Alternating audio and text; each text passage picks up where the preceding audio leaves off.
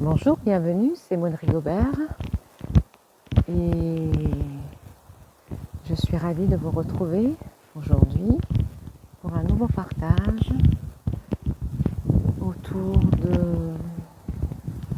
des moments parasympathiques.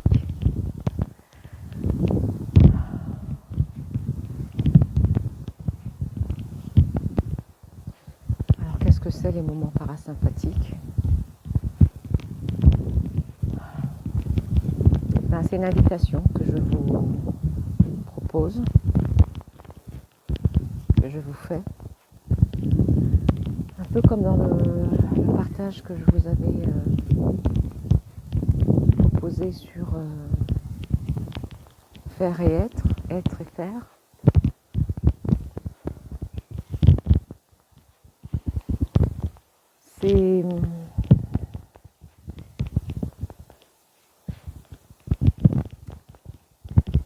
Il y a des petits cailloux par terre là quand je marche. Et c'est ce que ça m'inspire. C'est tapisser sa journée, jalonner sa journée de moments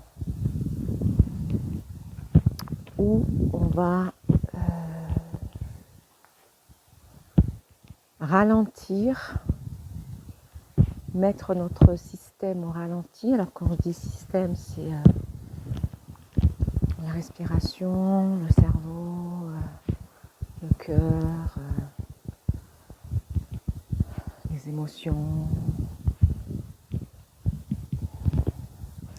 Au ralenti pour certains aspects, mais en équilibre, on va dire plus généralement. Remettre notre système, notre être, à l'équilibre.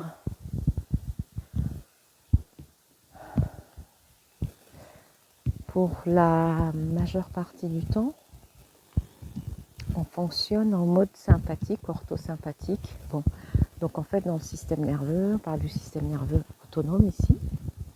Il y a deux axes, le système nerveux sympathique, orthosympathique, et le système nerveux parasympathique. Je vais faire très, très bref, très simple.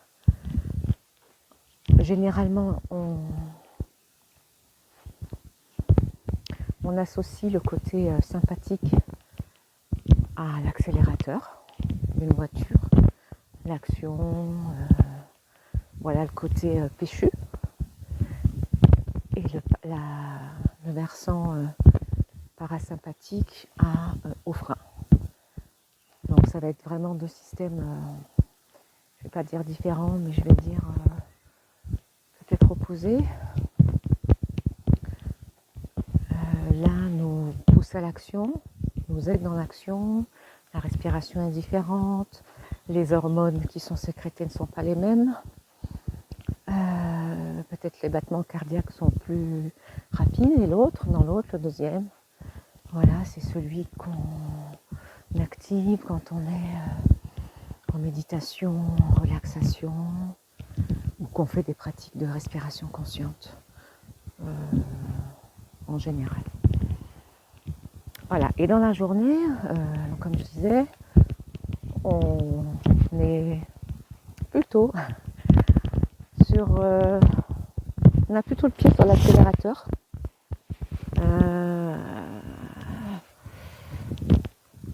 Sur l'accélérateur et on fonce.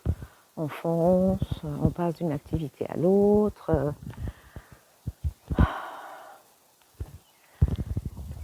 On est souvent en mode automatique, hein. Ça je l'avais déjà abordé dans un autre épisode. Et donc, en fait, notre système nerveux autonome, il n'est pas à l'équilibre. Et comment ça se manifeste ? Ça veut dire qu'on peut être tendu, qu'on peut avoir un taux de cortisol élevé, dans l'hormone du stress. Et bon, si c'est une journée, 2 jours, 3 jours, ça ne prête pas à conséquence, mais si c'est un mode de fonctionnement habituel, au fur et à mesure, notre corps, notre système, il se dérègle, il se fatigue. Trop de cortisol égale stress, égale diminution du système, affaiblissement du système immunitaire, on peut avoir un battement cardiaque plus rapide.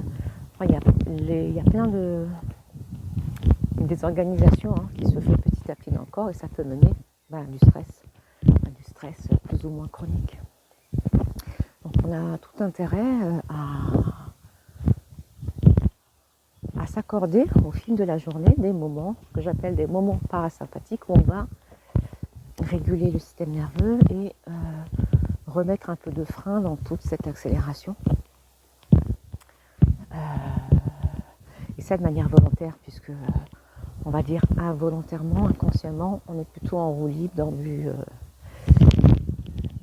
l'accélération. Donc on va devoir faire un pas de côté, si on fait ce choix, faire un pas de côté pour se dire voilà, aujourd'hui par exemple, je vais me mettre des sonneries sur mon téléphone, des alarmes, je ne sais pas, en fonction de notre disponibilité, en fonction de notre emploi du temps, toutes les 3 heures, 3 fois par jour, je peux me mettre une petite alarme associée à une pratique ou à un moment de conscience où on va dire ok, ça y est, c'est mon moment parasympathique. On peut même lui donner un petit nom. Et choisir soit de prendre quelques respirations conscientes, donc toujours la même pratique très simple et très efficace, qui nous ramène au moment présent, qui nous ramène à nous-mêmes. Voilà, pas à l'extérieur, mais à l'intérieur de nous. Ok. Je peux prendre 5 respirations. Par le nez, j'expire par la bouche. Ou par le nez, je fais la respiration du A, donc j'inspire par le nez.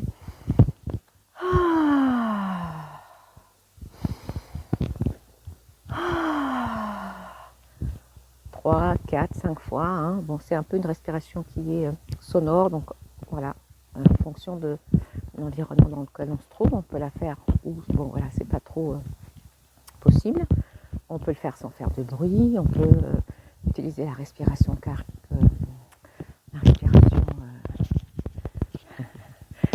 cœur, la respiration cardio-centrée ou la cohérence cardiaque, dont j'ai déjà parlé, que j'ai déjà évoqué. On peut utiliser la respiration carrée, voilà, puisque ça sort, je vais en parler. Donc une nouvelle pratique, donc ça peut être la respiration carrée, donc chacun on a des rythmes différents, ce sera sur 5 temps, d'autres sur 6, d'autres sur 7, d'autres sur 3. Donc en fonction de comment on est confortable dans un montage, on va rester sur 3, 4, 5 ou 6, sachant que c'est toujours le même temps. Donc le principe c'est ça, on inspire on part sur 5 temps. 1, 2, 3, 4, 5. On suspend l'air poumon plein sur 5 temps. 1, 2, 3, 4, 5. Puis on expire sur 5 temps. 2, 3, 4, 5. Puis on suspend l'air poumon vide sur 5. 2, 3, 4, 5. Puis on recommence, inspire sur 5. Je suspends sur 5 poumons pleins. J'expire sur 5. Et je retire. Je suspends poumon vide sur 5. Donc, il y a d'autres pratiques qui peuvent aider le système nerveux autonome à réguler. D'ailleurs, je partagerai un épisode spécialement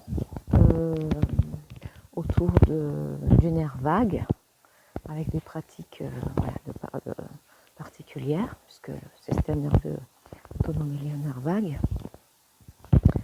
Et voilà, après on peut aussi expirer plus longtemps qu'on inspire, et là on va calmer aussi le système nerveux, donc on peut expirer sur 6 et inspirer sur 3 par exemple. Voilà, il y a beaucoup de pratiques de respiration pour réguler le système nerveux et d'autres que je vous partagerai dans l'épisode sur le système nerveux autonome. Mais bon, déjà là, vous avez pas mal d'outils. Et le premier outil, c'est la conscience, la vigilance et choisir de se dédier, de s'offrir des moments parasympathiques dans la journée pour réguler votre système nerveux et pour informer votre corps que tout va bien, que les hormones du stress diminuent, que celles du bien-être remontent, pour remettre tous vos systèmes en fait à l'équilibre. Voilà, c'est fini pour mon partage du jour. Je vous souhaite une belle pratique, un beau cheminement et je vous dis à très bientôt pour un nouveau